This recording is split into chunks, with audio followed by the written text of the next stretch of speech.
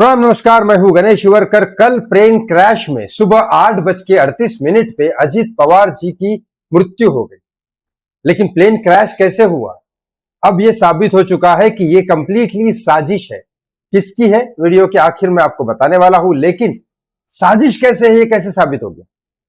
Plane जब crash होता है तो एक ब्लैक बॉक्स होता है, एक्चुअली होता ऑरेंज है, लेकिन उसमें सारी चीजें रिकॉर्ड होती है कि अंदर उस समय जब प्लेन फेल हो गया या कोई भी चीज होगी, उस समय क्या बातें हो रही थी और क्यों हुआ वो प्लेन क्रैश या कोई भी चीज। ये कंपनी जिस कंपनी ने ये प्लेन बनाया, इससे पहले भी एक बार उनका क्रैश हो गया, लेकिन क्रैश नहीं हुआ, वो लैंडिंग के समय प्रॉब्लम हो गई और वो सही जगह पहुंच गई। दुर्घटना थी लेकिन कोई मारा नहीं गया उस समय। लेकिन ये कंपनी प्लेन बनाती ही है वीआरएस, जो सिर्फ और सिर्फ कम लोगों के लिए, सुपर क्लास लोगों के लिए, नेता, सुपीरियर लोग या फिर अभिनेता वगैरह, जो बड़ी से बड़ी कीमत वगैरह फ्लाई करने के लिए दे सकते हैं।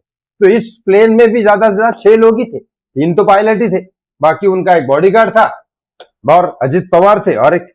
तो मुझे बात बताइए कि ऐसे इसमें पूरी की पूरी प्लेन क्रैश हुई और कोई भी नहीं बचा।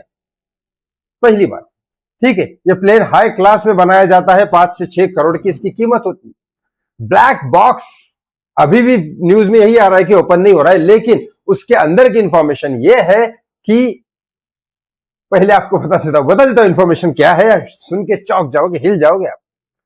पहले तो आपको बता देता हूं, प्लेन जो बहुत सारे लोग जब होते हैं, नॉर्मल प्लेन में भी बहुत सारी चेकिंग होती है, इंजीनियर्स चेक करते हैं, सीसीटीवी फुटेज में सुपेरियर इंजीनियर चेक करते हैं। एयरपोर्ट का मेन जो प्लेन मेन इंजीनियर होता है, वो भी पूरे के पूरे लाइव सारे पार्ट्स वगैरह सारे ठीक है या नहीं है, ये चेक किया जाता है। और जो सुपीरियर एयरप्लेन होता है, ये जो प्लेन होता है जो पर्सनली बड़े बड़े लोगों के लिए किया जाता है, प्राइवेट प्लेन बोला जा सकता है इसमें, तो ये तो और भी सुपीरियर होता है क्योंकि इसमें सुप्रीम क्लास के लोग जा रहे हैं। ये कम से कम 2 से 3 बार चेक होता है। पहले पायलट उसकी जांच कराता है उड़ा के, दूसरा पहले उसके बाद इंजीनियर्स प्रॉपरली चेक करते हैं ठीक है या नहीं है, तीसरा लाइव टेलीकास्ट होता है प्लेन का, कैमरे के साथ साथ 7 कैमरे होते हैं, अलग अलग कैमरे के साथ साथ प्रॉपर साइंटिस्ट लोग प्लेन के जो बनाते हैं वो सारे चेक करते हैं कि सब सही है या नहीं। उसके बाद प्लेन में लोग आते हैं।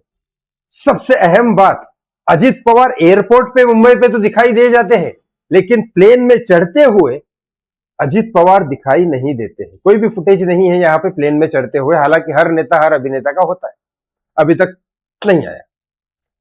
मतलब अजित पवार की जो बॉडी ही नहीं दिखाई दे रही, अजित पवार है भी या नहीं है ये पता कब चलेगा? प्लेन के अंदर चढ़ते हुए, फिर प्लेन उड़ते हुए और प्लेन क्रैश हुआ, मतलब ऊपर ही हवा में, बराबर। लेकिन एयरपोर्ट पे दिखाई दे, वहां दिखाई नहीं दिए। चलो ये तो मिस्ट्री बोला जा सकता है या फिर थ्योरी भी बोली जा सकती है, क्योंकि इसकी कोई पुख्ता सबूत नहीं है। लेकिन ये चीजों को क्या सारी चीजें करने के बाद प्लेन को उड़ाया गया।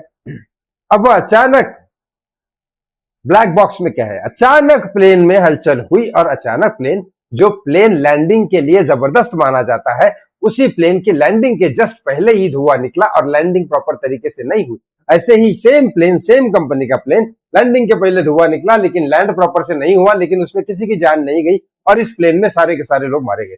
सारे के सारे लोग मारे गए ताकि कोई बचे ही ना, ताकि वो गवाही ना दे सके। और शरद पवार साहब सबसे पहले फैमिली के करीबी इंसान ही बोलते हैं कि नहीं मुझे डाउट है, चेकिंग करो। फैमिली के सबसे पहले आदमी ही आके बोल रहे नहीं कोई फाउल प्ले नहीं है। ऐसा कैसे कोई बोल सकता है? फाउल प्ले हो या ना हो, मैं ये कह रहा हूं, फाउल प्ले हो या ना हो, करीबी इंसान तो यही बोलता है कि नहीं जांच कराओ, जांच कराओ।